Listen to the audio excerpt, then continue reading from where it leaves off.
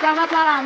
Sudah bukan hal baru lagi kalau 1 jam lebih dekat sering menghadirkan politisi-politisi wanita, terutama mereka yang sedang menduduki jabatan publik. Dan tamu kami malam ini adalah mantan Putri Indonesia. Ia menjadi orang nomor 1 di Tangerang Selatan dan didaulat sebagai wali kota tercantik se-Indonesia. Ibu Airin Rahmidiani. Selamat malam Ibu. Malam, Teh Indi. Itu Teh Indi, Iya. mangga-mangga. Iya, makasih. Jadi di sebelah sini ya Ibu ya. Iya. Tadi kalau misalnya ada yang mendaulat Ibu sebagai wali kota tercantik se-Indonesia, Iya. gimana itu? Sebetulnya masih banyak teman-teman yang lebih cantik dari saya, lebih berprestasi. Jadi mungkin tidak terekspos saja beda dengan saya. Banyak kok Mbak. Ini kami ingin memperlihatkan profil Ibu Airin ya, melalui VT yang sudah disiapkan oleh tim kami.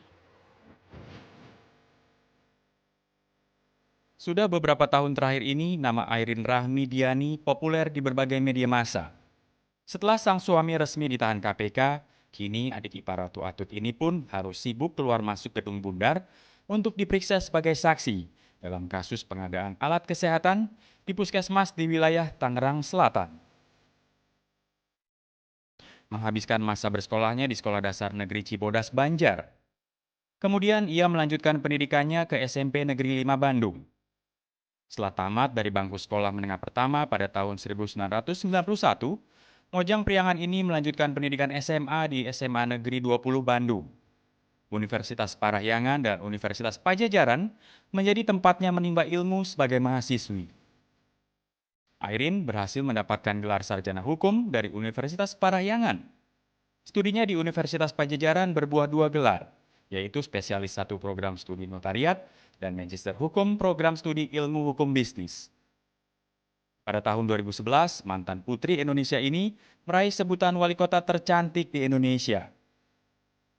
Airin menikah dengan Tubagus Hairi Wardana dan memiliki 2 orang anak, yaitu Tubagus Gifari Al-Husairi Wardana dan Ratu Gevira Marhamah Wardana. Kehidupan Airin tidak semulus jabatannya. Berbagai masalah datang silih berganti.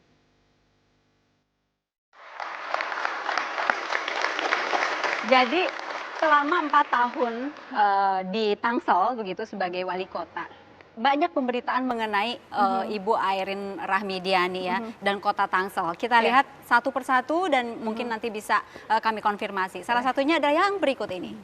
Tangsel rawan ISIS, wali kota Airin minta tambah pengamanan. Gimana itu? Jadi gini, waktu pas awal-awal rame ISIS, bahkan pertama kali deklarasinya di salah satu universitas yang ada di Tangerang Selatan. Sebetulnya bukan di universitas itu, tetapi orang yang memanfaatkan tempat yang ada di universitas tersebut. Dan ini terus dipantau oleh BNPT dan juga oleh yang lainnya. Dan kami memang ada aliran-aliran radikal yang terus dipantau oleh pihak keamanan tentunya. Jadi kalau masyarakat sudah kita kasih tahu terlebih dahulu apa itu ISIS dan bagaimana ISIS, sehingga pada saat nanti ada, mohon maaf tanda kutip, sekelompok orang yang menerangkan tentang ISIS baik dan yang lainnya, masyarakat sudah bisa membandingkan, oh yang benar yang mana sih, yang salah yang mana. Karena kadang-kadang aliran keras ini kan timbul atau bisa masuk ke dalam diri masyarakat apabila masyarakat itu kosong. Tidak mengetahui kebenarannya, di tanda kutip mohon maaf dicekoki sesuatu hal yang dianggap benar, dan mungkin lagi sesuatu yang mereka pun juga dalam posisi di bawah, sehingga akhirnya aliran tersebut bisa secepatnya masuk ke diri masyarakat. Baik, kita langsung melihat ke artikel yang kedua ya. Ini soal bolak-balik Jakarta Tangsel nih. Ada usai diperiksa 8 jam soal puskesmas, Airin titik 2. Ditanya fungsi dan tugas saya, 8 jam. Itu melelahkan sekali ya. Ya jalanin aja lah. Jalanin aja. Ya apapun yang kita lakukan dan apa yang sedang saya alami ini menjadi sebuah resiko dari jabatan. Jadi pada saat dulu pun juga saya merasakan, manakala saya menjadi wali kota adalah jabatan politis, dan waktu itu pun juga mulai ramai persoalan kepala daerah yang diperiksa dan yang lainnya. Dan sekarang saya pun termasuk yang mengalami hal ini. Bagi saya ya jalan, ya ini hidup gitu, dan menjadi sebuah resiko dari jabatan saya sebagai wali kota tentunya. Malam sebelumnya bisa tidur? Karena udah terbiasa, jadi ya bismillah la haula, kita serahin sama yang di atas aja. Persiapan dulu juga, persiapan mental mungkin, minta doa sama ayah, ibu, keluarga, anak-anak. Pasti kalau itu saya sama anak nggak pernah.